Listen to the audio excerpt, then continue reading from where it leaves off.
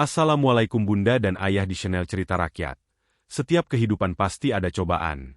Bayangkan, seorang wanita muda, menikah dengan harapan namun perlahan, ia tenggelam dalam rumah yang tak pernah menganggapnya ada.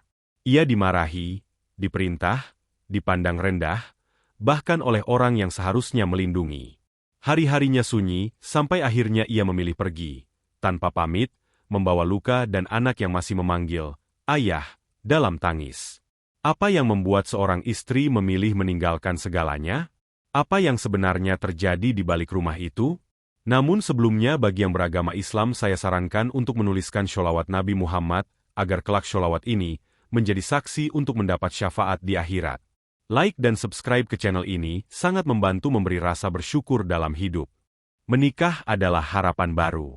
Tapi bagi Rara, justru pintu ke kehidupan yang lebih sempit.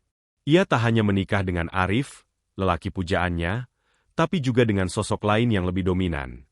Mertuanya, Bu Lilis. Pernikahan mereka tidak mewah. Hanya digelar sederhana di aula kelurahan. Arif tak punya cukup tabungan. Bahkan gaun pernikahan pun dipinjam dari teman. Tapi Rara tidak peduli. Ia hanya ingin hidup sederhana bersama laki-laki yang ia kira bisa menjadi imamnya. Namun semua mulai terasa aneh sejak malam pertama ia pindah ke rumah kontrakan kecil tak jauh dari rumah mertuanya. Baru sehari menikah, Arif langsung diajak ibunya pulang ke rumah lama.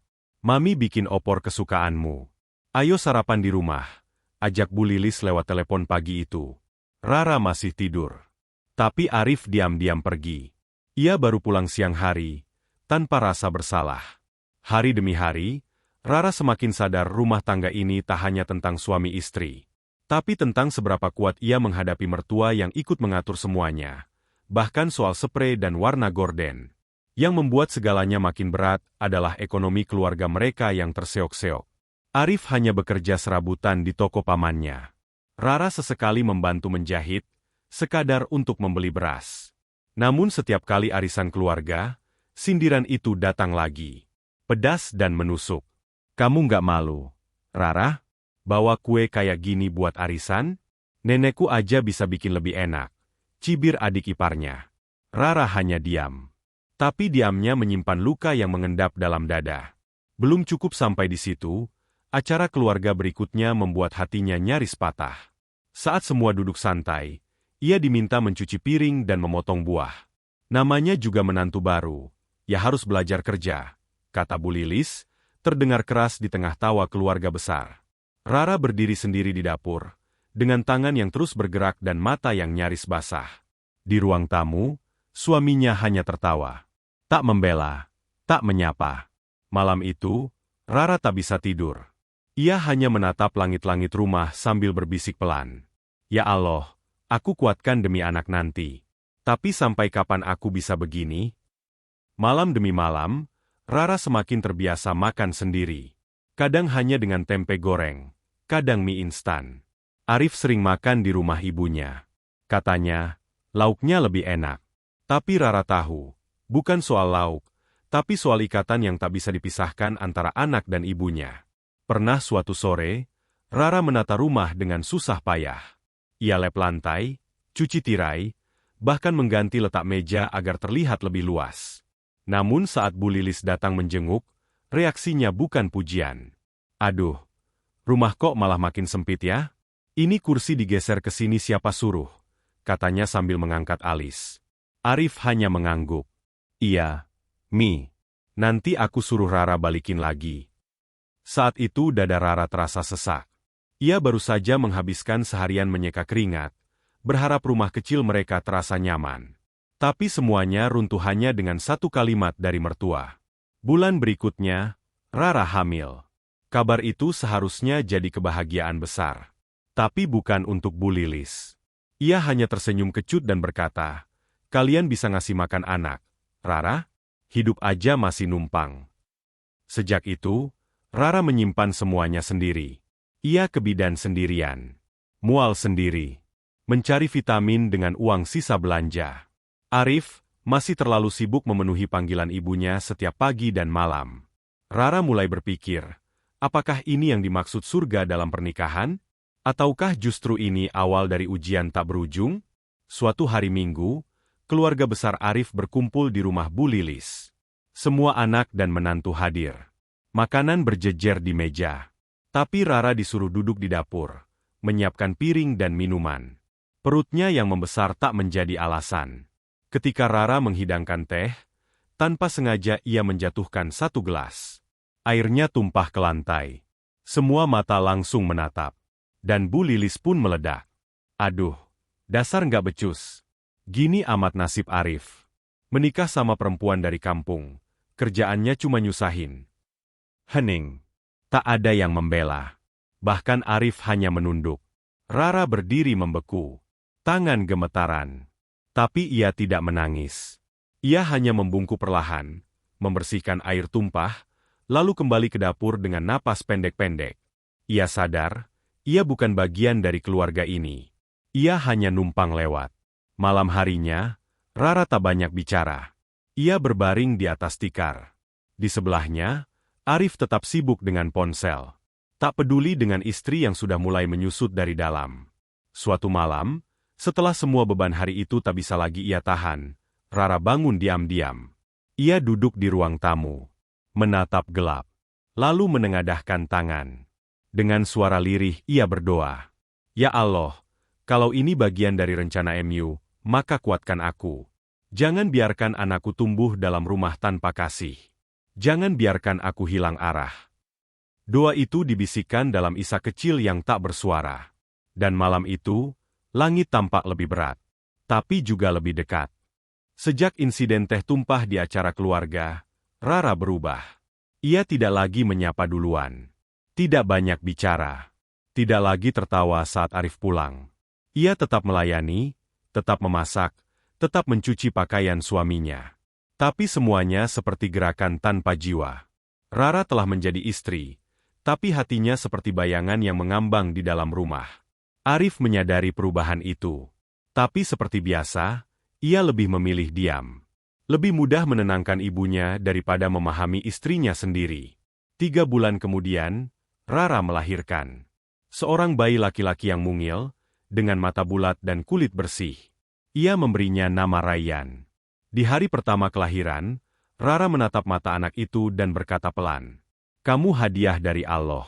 Dan kamu alasan ibu tetap bertahan." Tapi kebahagiaan itu hanya milik Rara seorang. Bu Lilis datang ke rumah sakit, bukan untuk menggendong cucu, melainkan memarahi Arif karena kamar kelas 3 yang sempit dan tidak layak. "Gimana sih kalian ini? Masa melahirkan di tempat kayak begini? Malu-maluin keluarga." Rara yang masih lemah di ranjang hanya bisa diam. Ia tidak punya tenaga untuk menjawab. Bahkan saat Bu Lilis pulang dengan wajah masam, ia tetap tak berkata sepatah pun. Yang membuatnya lebih perih, Arif ikut pulang bersama ibunya, meninggalkan Rara semalam di rumah sakit sendirian, hanya ditemani tangis bayi yang baru lahir. Hari-hari pasca melahirkan menjadi ujian lain bagi Rara. Ia tidak boleh tinggal di rumah orang tuanya, karena Bu Lilis melarang keras. Katanya, mertua lebih tahu cara merawat cucu daripada orang kampung. Jadilah Rara mengurus bayi sendirian di rumah kontrakan. Arif pulang malam. Sering kelelahan, sering ketiduran, sering tidak mendengar anak mereka menangis.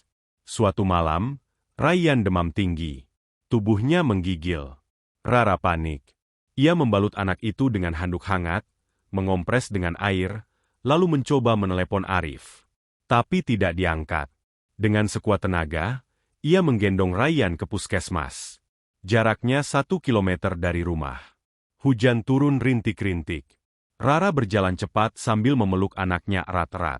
Sesampainya di sana, dokter berkata bahwa Rayyan terkena radang dan harus dirawat. Tapi karena tidak ada uang jaminan, Rara harus mencari biaya dulu. Rara hanya bisa menangis pelan. Ia duduk di depan ruang perawatan, memeluk Rayyan, sambil menggenggam ponselnya yang mati kehabisan baterai. Pagi harinya, Arif datang dengan muka datar. "Maaf, tadi ketiduran," katanya singkat. Rara tidak menjawab. Ia hanya menyerahkan Rayyan ke perawat, lalu berdiri di samping jendela.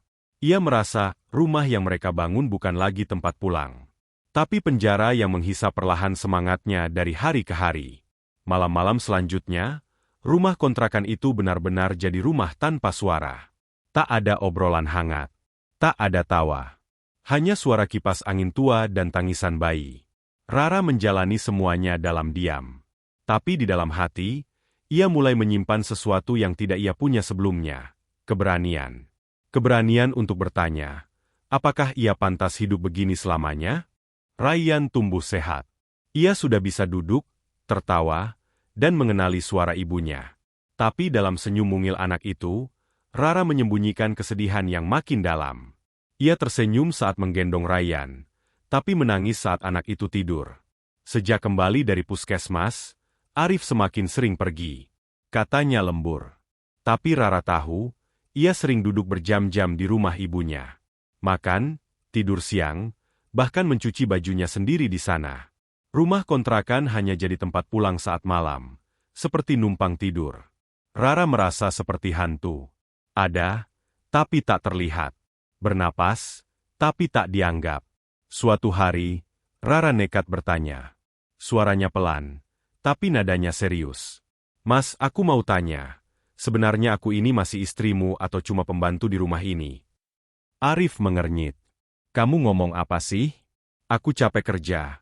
Pulang malah ditanyain yang aneh-aneh. Rara menarik napas. Ia tidak membalas. Tapi malam itu, ia menulis sesuatu di buku catatan kecil. Bukan untuk siapa-siapa. Hanya untuk dirinya sendiri. Aku Rara. Aku pernah sabar. Tapi aku bukan batu. Dan hatiku juga bisa patah.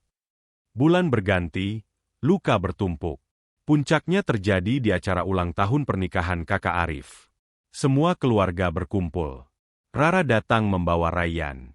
Ia mengenakan gamis sederhana, hasil potongan bahan sisa jahitan dari pelanggan. Saat sampai di rumah mertua, tak ada yang menyambut. Bu Lilis hanya melirik dingin dan berkata, "Tuh anak kamu rewel banget. Bawa ke dalam deh. Jangan sampai ganggu tamu." Rara pun masuk ke dapur. Saat ia hendak duduk, Bu Lilis berkata lagi, "Kamu bantu potong buah ya. Sekalian bersihin gelas-gelas kotor."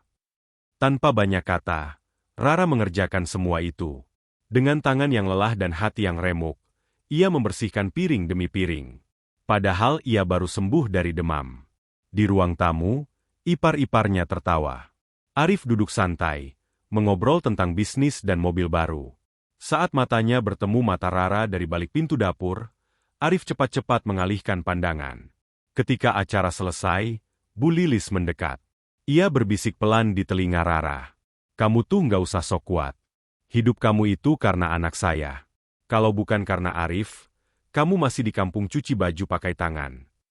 Rara menggenggam kain di tangannya. Tapi ia tetap tersenyum. "Saya hidup bukan karena siapa-siapa, Bu. Saya hidup karena Allah." Ucapan itu membuat Bu Lilis melotot. Tapi Rara sudah berbalik arah. Ia tidak ingin adu mulut.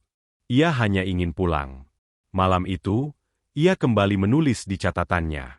Kalau mencintai berarti harus mengorbankan harga diri, maka cinta itu bukan lagi cinta, tapi kutukan.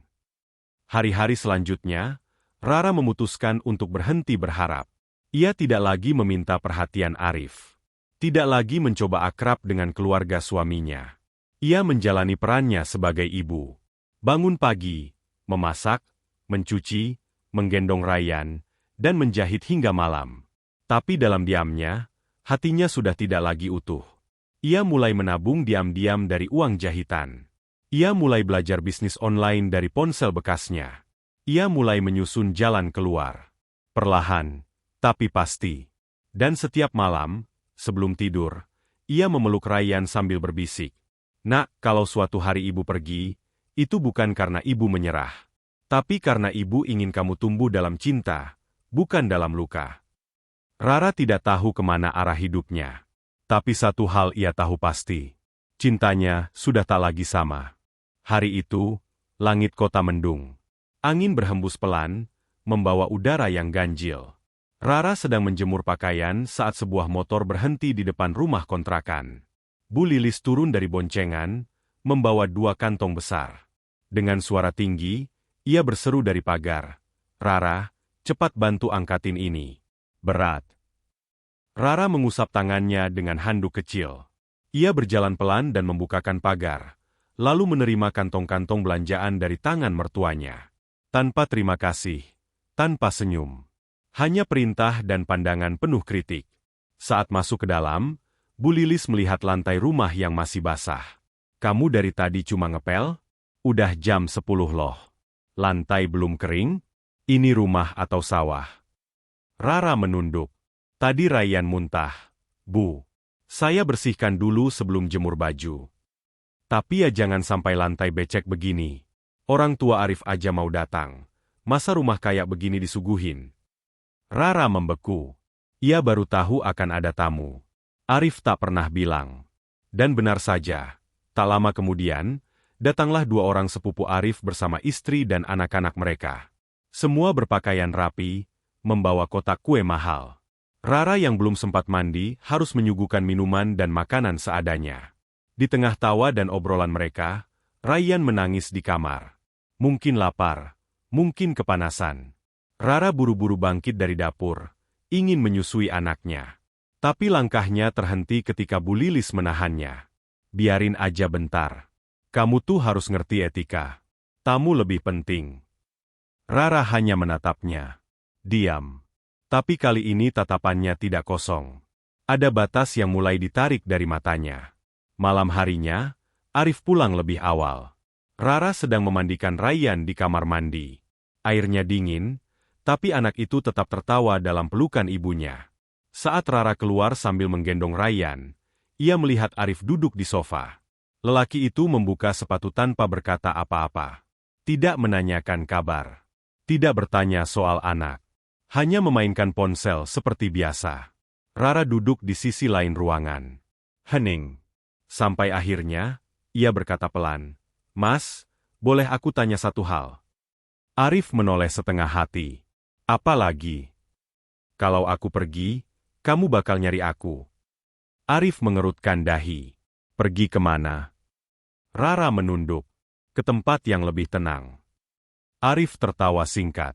"Kamu terlalu banyak nonton sinetron." Rara tidak membalas. Ia memeluk Ryan erat-erat, lalu berjalan masuk ke kamar. Tapi malam itu, ia membuka lemari kecil di sudut ruangan. Mengambil buku catatannya, dan mulai menulis lagi. Pergi bukan berarti membenci.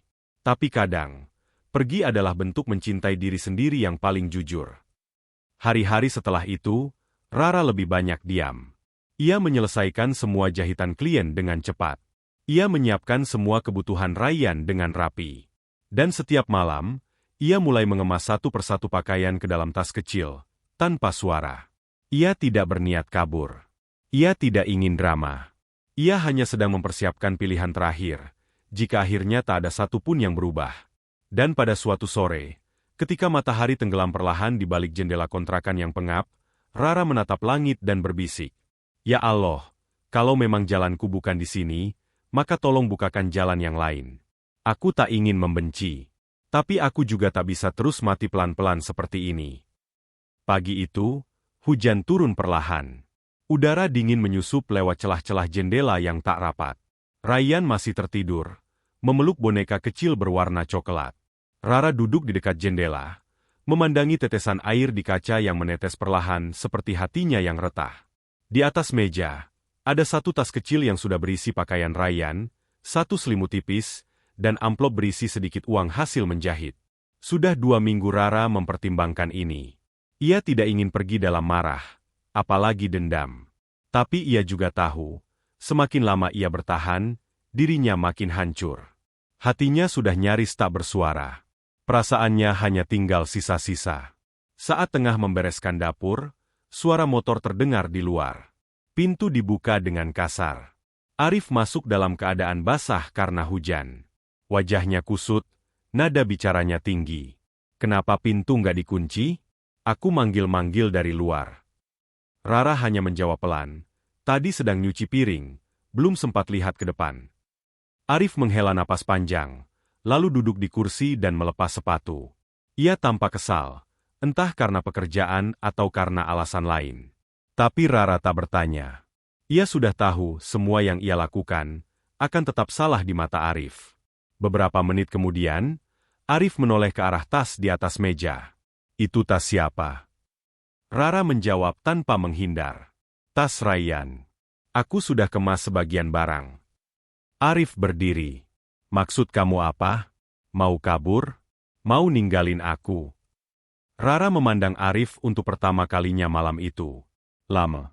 Dalam tatapannya ada luka, tapi juga ketegasan yang tak pernah ia tunjukkan sebelumnya. Aku tidak kabur. Aku hanya ingin istirahat. Dari rumah ini. Dari semua yang membuat aku lupa bahwa aku juga manusia. Arif terdiam. Baru kali ini Rara bicara setegas itu. Ia seperti tidak mengenali istrinya sendiri. Kamu egois, katanya pelan. Kamu cuma mikirin diri sendiri. Rara tersenyum tipis. Selama ini, aku tidak pernah mikirin diri sendiri. Mungkin ini pertama kalinya. Keesokan paginya, Rara benar-benar pergi. Ia tidak membawa banyak. Hanya satu tas, satu gendongan, dan anak yang tertidur di dadanya. Ia tidak menangis. Tidak menoleh ke belakang. Ia berjalan pelan di bawah langit mendung, menuju halte, dengan langkah yang lebih ringan dari biasanya. Ia pulang ke rumah orang tuanya di desa. Disambut hangat, tanpa tanya. Hanya peluk ibu yang menghapus sebagian luka.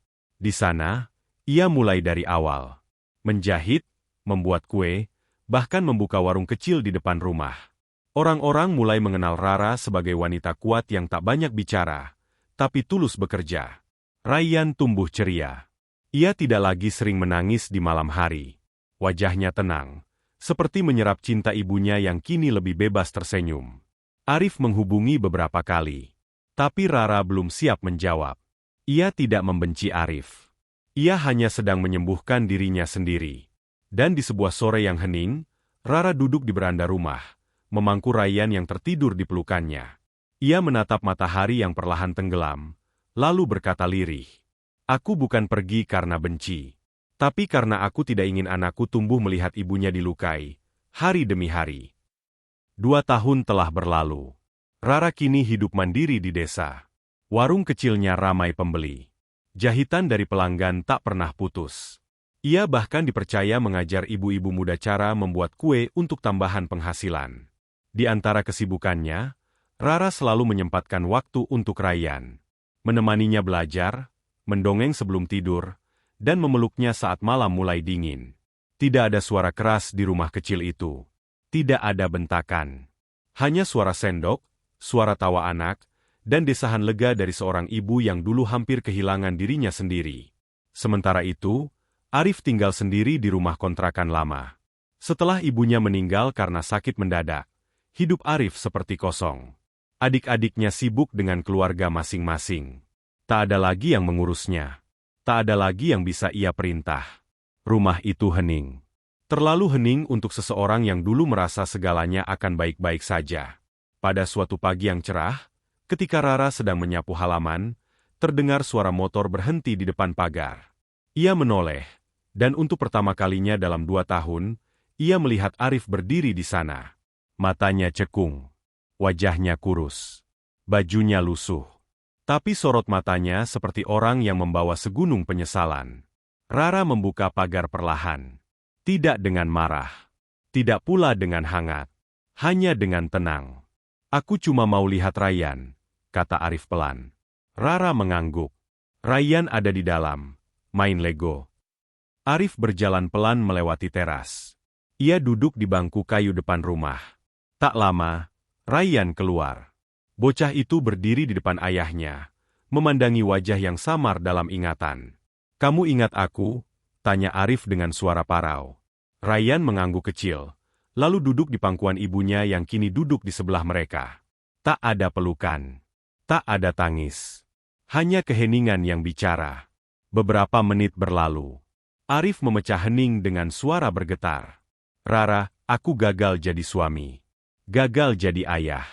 Bahkan gagal jadi anak yang tahu diri. Tapi aku bersyukur, kamu masih bisa hidup dengan baik." Rara menunduk. Ia mendengarkan, tapi tidak menyela. "Aku nggak minta kembali. Aku tahu semua sudah terlambat. Aku cuma ingin bilang terima kasih, karena pernah bertahan sejauh itu." Rara menatapnya dalam diam. Ada luka lama yang terasa di dadanya, tapi tidak sepedih dulu. Karena kali ini, ia berdiri dari tempat yang berbeda, tempat yang lebih tenang.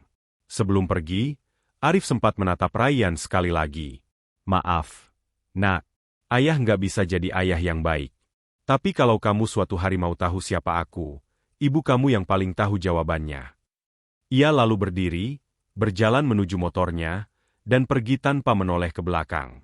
Rara mengelus kepala Rayyan, lalu mengajaknya masuk rumah. Hari itu, tidak ada drama. Tidak ada teriakan. Hanya percakapan sunyi yang menandai sebuah akhir dari perjalanan panjang yang menyakitkan. Beberapa bulan setelah pertemuan itu, hidup Rara berjalan lebih tenang. Ia tidak lagi memikirkan masa lalu. Ia tidak membenci, tidak juga berharap. Ia hanya menjalani hari demi hari sebagai ibu, sebagai perempuan yang pernah terjatuh, dan kini sedang berdiri lebih tegak dari sebelumnya. Warung kecilnya kini sudah diperluas. Ada etalase baru, rak kue lebih banyak, dan beberapa kursi untuk pembeli yang ingin makan di tempat. Anak-anak tetangga sering mampir sepulang sekolah, membeli donat atau bolu pandan buatan Rara. Rayyan tumbuh menjadi anak ceria. Ia suka menolong di dapur. Suka menyapa tetangga. Kadang bertanya tentang ayahnya, tapi tidak pernah dengan luka. Karena ibunya selalu menjawab dengan bijak. Rayyan lahir dari cinta, Nak. Dan cinta itu tidak pernah salah. Meski dulu ibu dan ayahmu tidak bisa bersama, kamu tetap anak yang istimewa. Suatu pagi, Rara duduk di beranda rumah. Di pangkuannya ada setumpuk undangan syukuran kecil. Ia akan meresmikan usaha baru, dapur rumahan yang lebih besar, hasil gotong royong dengan para ibu sekitar. Namanya, Dapur Rasa Rara. Di undangan itu, ia menulis satu kalimat sederhana. Karena setiap rasa berasal dari cinta yang tidak menyerah. Hari itu, rumah Rara ramai. Warga datang membantu. Ada yang membawa daun pisang, ada yang menyumbang meja, ada pula yang menyumbang kipas angin. Semua merasa dekat dengan Rara. Karena ia tidak pernah menyombong. Selalu membantu siapapun, bahkan ketika ia sendiri sedang kesusahan. Dan di tengah keramaian itu, ada satu sosok laki-laki berdiri di kejauhan. Arif. Ia datang tak membawa apa-apa, kecuali sepasang mata yang basah menahan haru. Ia tidak masuk. Ia hanya berdiri jauh, menatap dari luar pagar. Rara melihatnya. Ia tidak memanggil. Hanya melempar senyum kecil, lalu kembali fokus ke acara. Senyum yang mengatakan, aku baik-baik saja, dan kamu pun semoga begitu. Saat malam datang, dan semua tamu telah pulang, Rara duduk berdua dengan Rayyan di ruang tamu. Bocah itu sudah hampir tertidur, dengan kepala menyandar di lengan ibunya. Lampu temaram, udara dingin, dan suara jangkrik di luar membuat malam terasa tenang. Rara membelai rambut anaknya, lalu berkata pelan, kita tidak perlu rumah yang besar, Nak. Cukup rumah kecil yang penuh cinta dan tempat untuk memaafkan. Rayyan tidak menjawab, tapi tangannya menggenggam jemari ibunya erat-erat. Dan malam itu, di rumah kecil di sudut desa, ada dua jiwa yang saling menyembuhkan. Bukan karena hidup mereka sempurna, tapi karena mereka tahu bahwa dari luka yang pernah ada, tumbuh kekuatan untuk bangkit dan memilih jalan sendiri. Jalan yang tidak bising, tapi jujur. Jalan yang tidak mewah, tapi tenang. Jalan yang akhirnya membawa pulang hati yang pernah hancur ke rumah yang baru. Beberapa minggu setelah syukuran Dapur Rasa Rara, nama Rara makin dikenal di sekitar desa. Ia sering diundang untuk mengisi pelatihan wirausaha perempuan. Bukan karena ia hebat, tapi karena ia tidak pernah menyerah. Suatu sore, usai pulang dari acara pelatihan di balai desa, Rara menemukan sepucuk surat terselip di bawah pintu rumah. Surat itu dilipat rapi, tulisan tangannya familiar. Ia duduk di ruang tamu, membuka perlahan, dan membaca dalam diam. Rara, aku tidak meminta kembali. Aku tahu semua sudah berlalu. Tapi aku ingin berterima kasih. Karena berkat kamu, aku belajar menjadi manusia yang lebih sadar. Aku sedang memperbaiki hidup. Bukan demi mengubah masa lalu, tapi demi memperbaiki diriku yang dulu terlalu buta. Kalau suatu saat kamu izinkan, aku ingin hadir sebagai ayah, bukan sebagai suami, bukan juga sebagai pengganggu. Tapi cukup sebagai seseorang yang pernah diberi kesempatan. Doakan aku. Rara menutup surat itu. Tidak menangis. Tidak gemetar. Hanya diam, dan menghela napas panjang. Ada perasaan lega. Seperti beban yang dulunya menyesakan, kini telah menguap dari dada. Ia tahu, surat itu bukan permintaan kembali. Tapi pengakuan, bahwa luka masa lalu akhirnya menyadarkan seseorang. Dan disitulah, Rara merasa langkahnya benar. Bukan karena meninggalkan, tapi karena tidak tinggal di tempat yang salah. Beberapa bulan berlalu. Rara mulai membangun rumah baru di tanah kosong milik almarhum ayahnya. Rumah sederhana, dikelilingi pagar bambu, kebun cabai kecil, dan beberapa pot bunga yang ditanam Rayyan. Rayyan kini sudah masuk sekolah dasar. Ia suka menulis cerita di buku tulisnya, bercerita tentang ibunya yang hebat, tentang warung kue, dan tentang mimpi punya sepeda merah. Setiap sore, Rara menemaninya belajar. Setelah itu, mereka menyiram tanaman, menyapu halaman, lalu duduk di beranda sambil menikmati teh hangat. Suatu ketika, Rayyan bertanya pelan, "Bu, kenapa ibu nggak pernah marah?" Rara tersenyum. Karena ibu pernah hidup dalam rumah yang isinya marah tiap hari. Sekarang, ibu cuma mau kamu tumbuh dalam tenang. Rayyan mengangguk, lalu berlari masuk rumah, mengambil gambar yang baru saja ia warnai. Di gambar itu, ada seorang ibu memegang tangan anak laki-laki, berdiri di depan rumah yang sederhana tapi bersinar. Rara menatap gambar itu lama, lalu memeluk anaknya erat-erat, dengan air mata yang jatuh. Bukan karena sedih, tapi karena bersyukur. Waktu terus berjalan. Hidup tidak selalu ramah. Tapi kini Rara sudah tahu caranya menghadapi badai. Ia tidak lagi mencari pembuktian. Tidak lagi menunggu penghargaan dari orang yang tak mampu memberi. Ia sudah cukup. Karena ia mengenal dirinya sendiri. Dan dari semua perjalanan panjang yang pernah ia lewati, Rara hanya ingin satu hal. Bahwa rumah bukan sekadar bangunan. Tapi tempat di mana luka dipeluk, air mata diusap, dan cinta tumbuh, meski awalnya berakar dari kesedihan. Kini, Rara sudah pulang. Pulang ke dirinya sendiri.